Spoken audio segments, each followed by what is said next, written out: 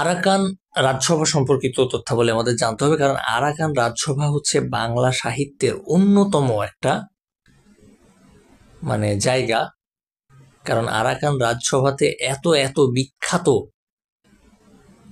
কবি সাহিত্যিকদের আগমন হয়েছিল, যা আসলে আর কোনো রাজসভাতে হয় নাই। সুতরাং আরাকান রাজসভা হচ্ছে বাংলা সাহিত্যের জাদুঘর বলা যেতে পারে। আমরা এই সম্পর্কিত তথ্যাবলী জানবো। আরাকানকে বলা হয় সাহিত্যে, বাংলা সাহিত্যে অভিহিত করা হয় রোসাঙ্গ নামে। আরাকান রাজসভার আদি কবি এবং বাঙালি কবি ছিলেন দৌলত কাজী, এবং দৌলত কাজী রচনা করেন সতী ময়না এবং লোর চন্দ্রানী নামে দুইটা গ্রন্থ।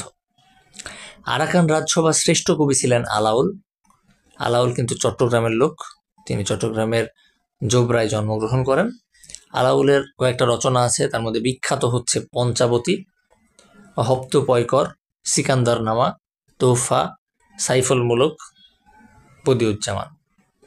তাহলে পদ্মাবতী, হপ্তপয়কর এবং সিকান্দার নামা, এই তিনটা খুব ভালোভাবে পড়তে হবে, ভোলা যাবে না। আলাউলের লেখা তিনটি বই। এবং চন্দ্রাবতী নামে একটা বই আছে। পদ্মাবতী লেখে হচ্ছে আলাউল, আর চন্দ্রাবতী রচনা করেন হচ্ছে কোরেশি মাগন ঠাকুর। তিনিও কিন্তু এই যে আরাকান রাজসভার অংশ ছিলেন, তিনি আরাকান রাজসভার প্রধানমন্ত্রী ছিলেন। মধ্যযুগে বাংলার পৃষ্ঠপোষক।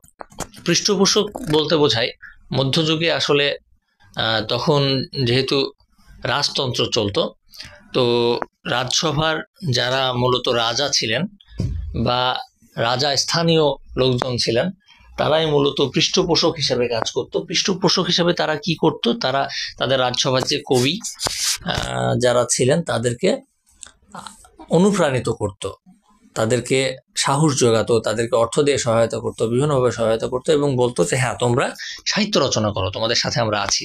তো তাদেরকে বলা হয় পৃষ্ঠপোষক। বাংলা মধ্যযুগে এরকম অসংখ্য পৃষ্ঠপোষক আছেন, আমরা তাদের সম্পর্কে জানবো। বাংলা সাহিত্যের পৃষ্ঠপোষকতায় অগ্রণী ভূমিকা রাখেন পাঠান শাসকবর্গ। পাঠান শাসকবর্গ অত্যন্ত অগ্রণী ভূমিকা রাখেন। আর মধ্যযুগের বাংলা সাহিত্যের স্বর্ণাল সময়কাল বলা হয় মুঘল যুগকে। পৃষ্ঠপোষকতার জন্য বিখ্যাত ছিলেন আলাউদ্দিন হোসেন শাহ, এবং কবি হাফিজকে, বিদেশি কবি হাফিজকে রাজসভায় আমন্ত্রণ জানিয়েছিলেন গিয়াসউদ্দিন আজম শাহ। সম্রাট আকবরের সভাকবি ছিলেন হচ্ছে আবুল ফজল, তাকে আইনি আকবরী বলা হয়, আপনারা সকলেই জানেন ওনার সম্পর্কে, আবুল ফজল। এবং কৃষ্ণনগর রাজসভার কবি ছিলেন ভারতচন্দ্র রায়গুণাকর। আসলে ওই যে কার্টুন গোপাল ভাঁড়ে যে ন্যাকা ন্যাকা একজন কবিকে দেখানো হয়, উনি আসলে ন্যাকা ছিলেন না, উনি অত্যন্ত গুণবান একজন কবি ছিলেন। তার নাম হচ্ছে ভারতচন্দ্র রায়গুণাকর। কৃষ্ণচন্দ্রের রাজসভার প্রধান কবি ছিলেন তিনি। যুগ সন্ধিক্ষণ। যুগ সন্ধিক্ষণ 1660 থেকে 1860 সাল পর্যন্ত, এই সময়টাকে বলা হয় যুগ সন্ধিক্ষণ। যুগ সন্ধিক্ষণের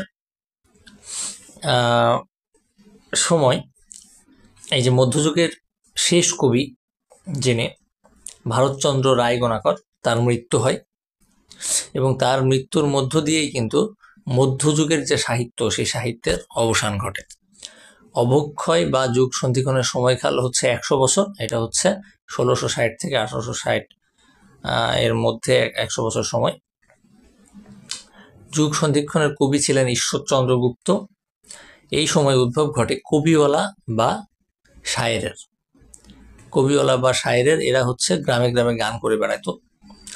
কবিগান মূলত বিতর্কের মাধ্যমে অনুষ্ঠিত গান। দুইটা দল থাকে, দুইটা বা তিনটা, তারা একে অপরের সাথে বিতর্ক করে গানের মাধ্যমে, এটাকে বলা হয় কবিগান। যারা কবিগান গাইতো তাদেরকে বলা হতো কবিয়াল। এরা মূলত হিন্দু সম্প্রদায়ের ছিল।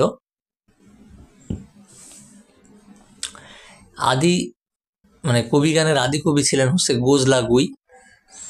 1854 সাল থেকে কবিগান সংগ্রহ করেন ঈশ্বরচন্দ্র গুপ্ত। কবিগানগুলো প্রকাশ করেন সংবাদ প্রভাকর নামক একটা পত্রিকায়। কয়েকজন কবিয়ালের নাম আমাদের জানতে হবে, যদিও এটা খুব বেশি গুরুত্বপূর্ণ না, তারপর আপনারা দেখে রাখতে পারেন। ভবানী বেনে, ভোলা ময়রা, হরু ঠাকুর, কেষ্টামুচি, অ্যান্টনি ফিরিঙ্গি, রাম বসু, নিতাই বৈরাগী, নিধুবাবু।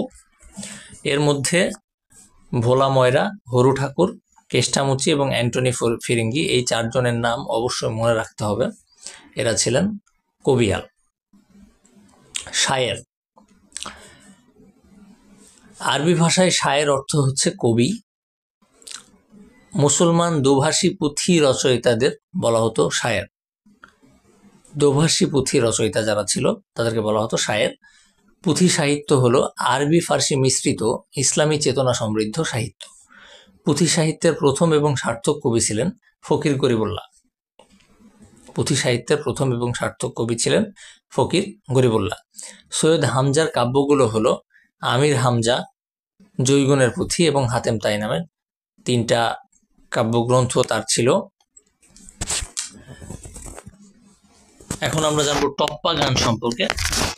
টপ্পা গানের মধ্য দিয়েই আমাদের মধ্যযুগের সাহিত্য কিন্তু শেষ হবে। টপ্পা গানের জনক ছিলেন রামনিধি গুপ্ত। রামনিধির বিখ্যাত গান ছিল নানান দেশের নানান ভাষা, বিনে স্বদেশী ভাষা পড়ে কি আশা। পাঁচালী গানের জনপ্রিয় কবি ছিলেন দাশরথী রায়। এটা 41তম BCS আসছে। পাঁচালী গানের জনপ্রিয় কবি দাশরথী রায়। শাক্ত পদাবলীর শ্রেষ্ঠ কবি ছিলেন রামপ্রসাদ সেন। রামপ্রসাদ সেনের উপাধি কবি রঞ্জন। রামপ্রসাদ সেনের সাহিত্যকর্ম হচ্ছে বিদ্যাসুন্দর, কালীকীর্তন।